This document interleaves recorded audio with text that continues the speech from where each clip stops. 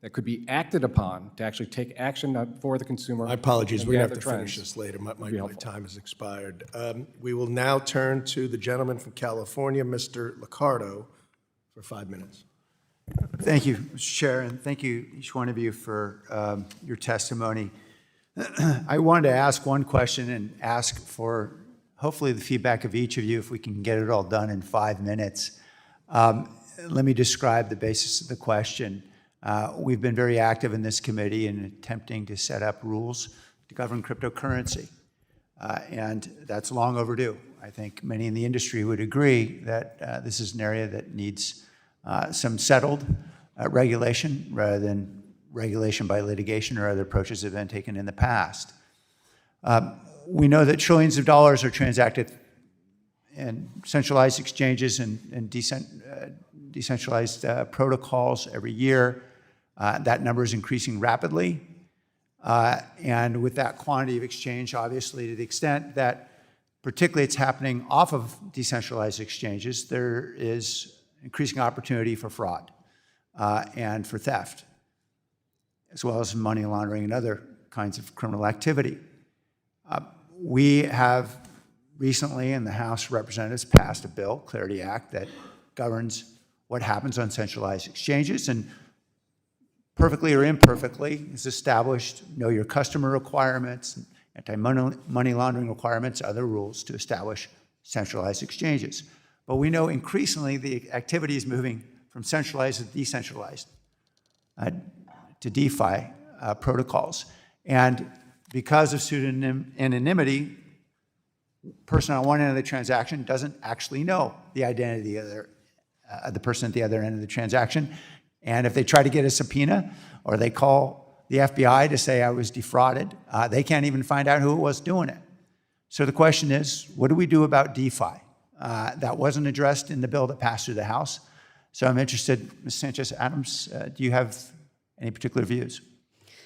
Yeah, as I mentioned in my testimony, I think that regardless of the market regulation and structure of the bill, you have to protect consumers. So if you update or clarify, you can, the CFPB can do it through guidance, or you all can do it through legislation, that the EFTA applies to crypto transactions, then those platforms will be held responsible and liable when consumers are defrauded, especially if you also update it to include fraudulently induced transactions.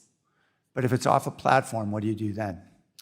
I mean, you mean if it's like from an unhosted wallet? That's right. Right. So, I mean, I think that there are problems with crypto and with the technology aside from that, which I'm happy to talk about at another point in time. But I think you still hold them liable. They're the party or the entity that is receiving the fraudulent fund. And so, if unfortunately, it would be like I'm acting in cash and I'm transacting in cash, right? So if I have an unhosted wallet that's being used to pay somebody else who has an unhosted wallet, it's like I'm giving them cash.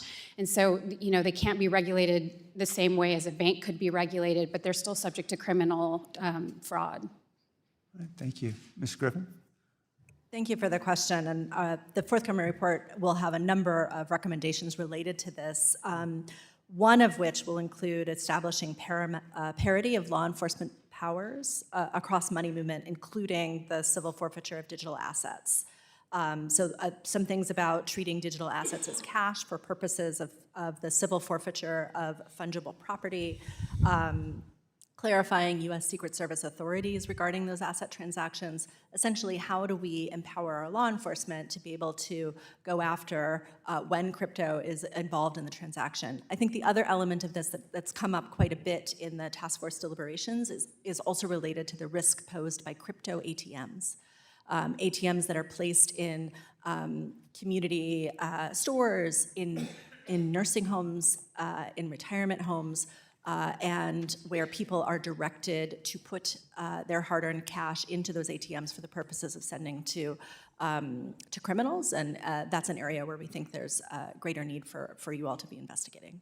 Thank you. Ms. Brevos, you might have the last word. Yes, well, thank you for the question. I'll be very brief. I think from our standpoint, I go back to what I said. I think awareness is very, very important. Consumers are unaware of the incredible risk that crypto poses, and crypto poses it is at the heart of a lot of different scams because people get excited about the potential returns, and they don't know when they send crypto to an individual what risks that they're opening themselves up to. So making people more aware of the risks of crypto and that they should be much more thoughtful of when they are putting cash into crypto and where they do that is very, very critical to combating this issue. At the very least, we should be making them aware if they're on a DeFi protocol as opposed to a centralized exchange with those kinds of rules. 100%. Thank you very much for your testimony.